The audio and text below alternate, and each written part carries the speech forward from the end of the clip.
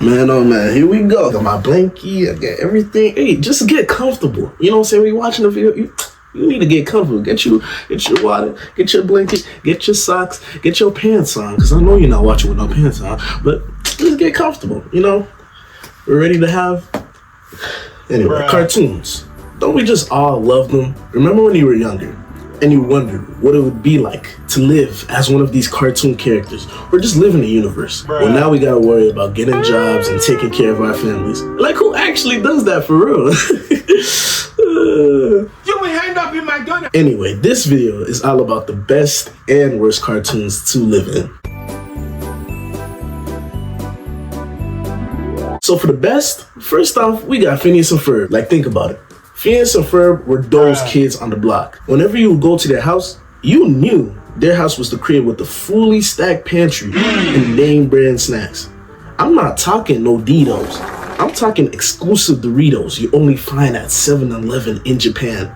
And they always had the latest functions. Like one day, you could go on a roller coaster, and the next day you could literally be in space, all for free. Like, have y'all ever thought about how these kids get the money to fund these projects? Like, where are they getting the money to build entire spaceships in their backyards? Now, I'm like, Perry the Platypus gotta be a secret drug dealer or something, because ain't no way these two unemployed jits got money to fund these projects.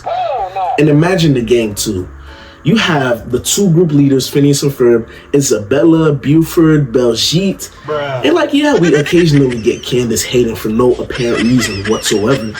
But even then, her parents think she's actually schizophrenic. And Doofenshmirtz might actually be one of the worst villains of all time. Like, tell me how you're able to create a mind control machine just to get defeated by a platypus, an animal that sweats milk and has no stomach. Wait, okay, so apparently they're venomous? So now I low-key see why. It felt me like that boy low-key.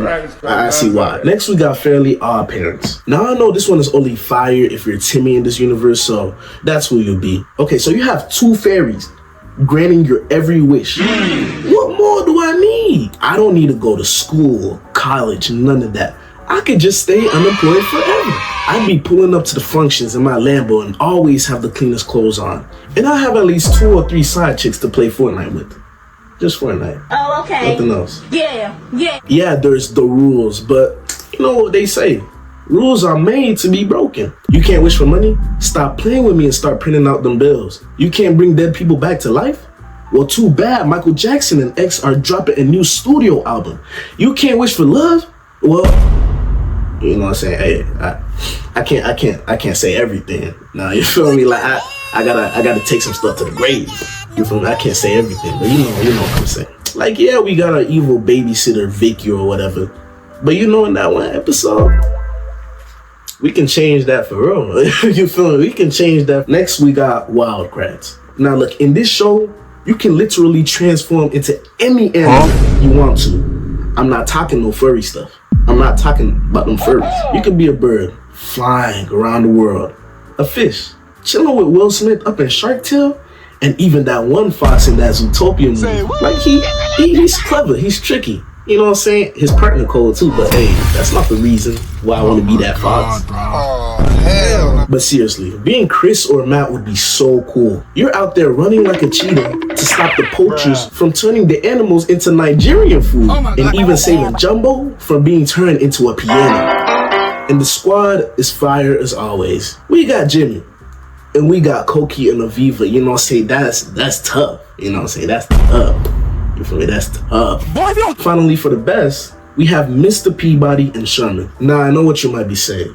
What you mean my pops is a dog? But the dog is genius. Instead of worrying about that beating you get whenever you come back home from being bad at school, the dog can't do anything. What's the worst he can do? Bite me? I'm pretty sure that's when things start going downhill in the movie, but anyways, living as Sherman would be fire. You get to travel back in time and witness literally any key historical event you want to. You get to see MLK in person and try to stop his assassination. You can test out if you can survive the Titanic, and you can even go back and make billions from Bitcoin. Hey, but it's not too late to invest in booty coin. You feel me? If we invest in that, we will make millions. But honestly, living as Peabody or Sherman, it's prime time. Now for the worst. First, we got SpongeBob SquarePants. Imagine living in a universe where these two run the world. It's already bad enough that you live in a city with only 2 food options, and it's even worse if you were Squidward living in between these two. Like, first you got a starfish that literally lives under a rock and has the brain the size of a peanut. Then you got a sponge boy that thinks the world is filled with jits and giggles. And he has a laugh that literally turns people into psychiatric patients. Like, when I was younger, I thought Squidward was a dirtbag because he always had to come in disrupting these two from having their fun activities. But as I've grown older, I realized these two are the sole cause for his depression. But then again, I understand. It's either you live in Bikini Bottom or you move to South Florida. Like, look at this episode and tell me this doesn't look like a hood from Florida. But seriously, if I was Squidward, let's just say I would bash my head into a hard surface until it turned into chum. Speaking about chum, you either have to eat at a place where they serve your cousin's raw organ meat for breakfast, lunch, and dinner, or the crustiest crab. And not gonna lie, eating at the Krusty Krab doesn't seem like a bad option for 2 or 3 days.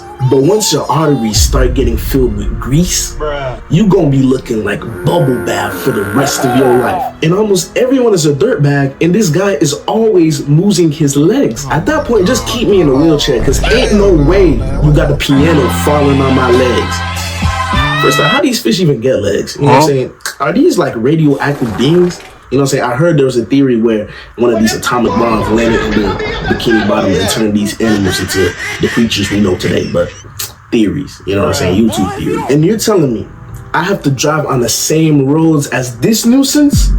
I already drive in Atlanta and it's bad enough. But you're telling me I gotta drive with SpongeBob? Yeah, you got me messed up. The only way you can even entice me into living in Bikini Bottom is if you know I'm back in Sandy or that one computer, what her name, Karen? Hey, listen, if I got him, you know what I'm saying, I could work things out. You know what I'm saying, I could work things out. Next, another terrible universe to live in is Gravity Falls. Now look, Gravity Falls always got something going on. You can take a pleasant walk in the forest and then literally see a creature trying to eat you up. Of course the gang is cool. You know, we got Dipper, Mabel, my boy Seuss, them cops. You are gay. And we got Wendy, you know what I'm saying? She got me acting like Dipper, you know what I'm saying? She got me acting like Dipper. Anyway, we got Uncle Stan, which is a fire uncle. Which other uncle do you know that created a multi-dimensional portal that almost teared the fabric of space and time? Like, yeah, we obviously got Uncle Bartholomew, but you know, he's still in jail for the crimes he committed in 09. Now, what crimes did he commit? I cannot tell you on YouTube. Feel free to subscribe, by the way, you know what I'm saying?